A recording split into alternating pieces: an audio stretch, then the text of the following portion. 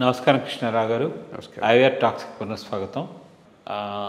మామూలుగా వ్యక్తిగతంగా చూసుకున్నది రాజకీయాల్లో ఏదో ఒక టైంలో నాకు తీరలేదు నా కోరిక, లేకపోతే నాకు సరైన సమన్యాయం జరగలేదని చెప్పి ఎక్కడైతే మార్పు జరిగిందో తర్వాత మళ్ళీ వచ్చి ఆయన కక్ష సాధింపు చర్యలను కానీ ఆయన పాయింట్ ఆఫ్ వ్యూని చెప్పడం కోసం అని చెప్పేసి మళ్ళీ వాటిని పునరుద్ధం చేయడం అనేది మనం ఇప్పుడు చూస్తున్నాం.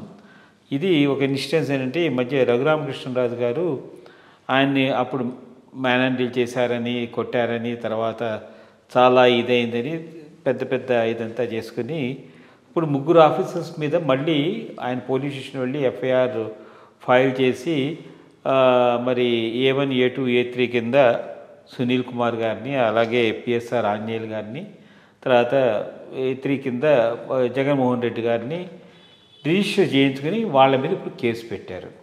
మరి ఇది ఫర్దర్గా ఎట్లా వెళ్తుంది ఏమిటి అనేది మనకు తెలియదు. అసలు ఇట్లాంటివి చేయడం హేతుబద్ధమేనా అనే దాని మీద మీ యొక్క అభిప్రాయం? మొట్టమొదట ఇది ఇష్యూ చాలా ఇంపార్టెంట్. రెండు రకాల ఇంపార్టెంట్. మొట్టమొదటి రూల్ ఆఫ్ లా, రెండోది లిమిటేషన్స్ ఫర్ ఆఫీసర్స్.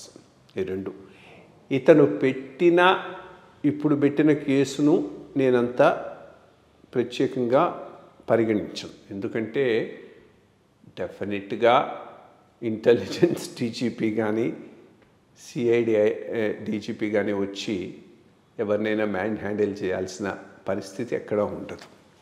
బట్ అసలు జరిగిందా అది మోర్ ఇంపార్టెంట్.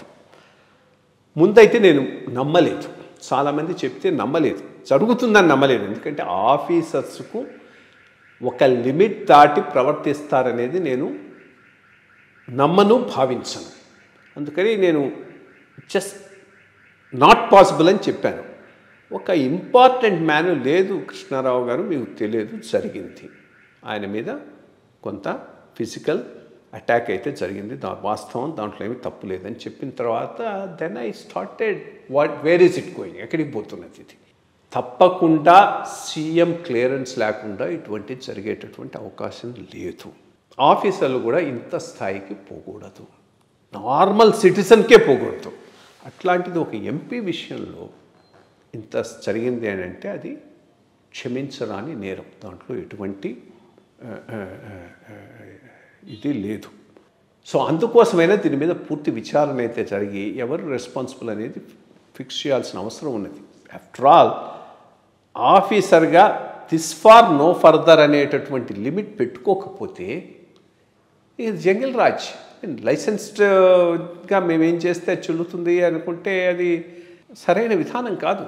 అంతకుముందు కూడా జరిగి ఉండొచ్చు, లోయర్ లెవెల్లో జరిగి ఉండొచ్చు, లోయర్ పీపుల్తో జరిగి ఉండొచ్చు, లోయర్ ఇంటెన్సిటీతో జరిగి ఉండొచ్చు. బట్ ఇది చాలా అదే పరాకాష్ట, ప్రతిదీ పరాకాష్ఠకు పోయిందన్నాం కదా ఈ దేశంలో, అదే జరిగినట్టుంది. కాబట్టి దీని మీద ఎదురిగి ఒకటి ఆఫీసర్లు ఇద్దరు ఇన్వాల్వ్ అయినట్టు ఈ రకంగా అది ప్రూవ్ అయ్యే అవకాశం లేదు.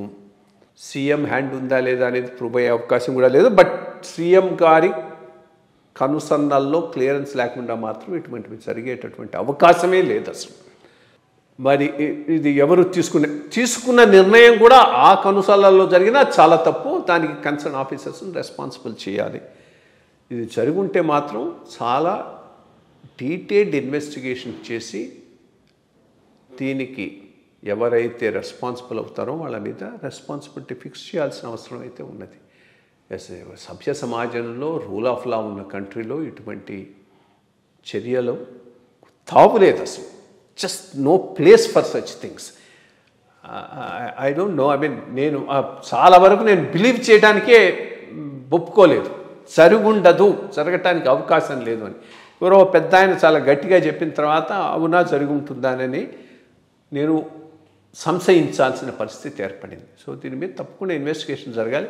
బట్ ఈ రకంలో ఎస్టాబ్లిష్ కాదు, ఈ రకంలో ఇది కరెక్ట్ కూడా కాదు. వాళ్ళు వచ్చి కొట్టాల్సిన అవసరమే ఉందారు. ఎవరు వచ్చి చేశారు, ఎందుకు చేశారు, ఎట్లా చేశారు, తప్పకుండా దాని మీద ఇన్వెస్టిగేషన్ అయితే అవసరం. జరిగి ఉండి ఉంటే ఇప్పటికి కూడా ఆ క్వశ్చన్ మార్క్ అయితే నేను క్యారీ చేసుకుంటున్నాను. ఎందుకంటే అవకాశం ఉండదని ఫీల్ అయ్యేవాడిని. ఒక సిస్టమ్ రన్ అవుతూ ఉన్నప్పుడు ఇటువంటివి జరగవు అని ఓ పద్ధతి ప్రకారం అడ్మినిస్ట్రేషన్కి అలవాటు పడిన వాళ్ళం. సో ఇటువంటివి జరగటం అనేటటువంటిది ఆశ్చర్యం వేస్తుంది మాకు. For people rule of law system ఉన్నటువంటి కంట్రీలో దానికి నిబద్ధతతో పనిచేయాల్సిన బ్యూరోక్రసీ, పోలీస్ సర్వీస్ ఇట్లా పనిచేసిందంటే తప్పకుండా క్షంతవ్యం కాదు, క్వశ్చన్.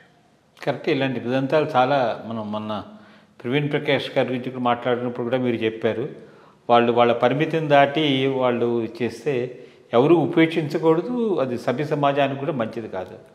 సో వేచి చూద్దాం ఏమవుతుందో. నమస్కారం.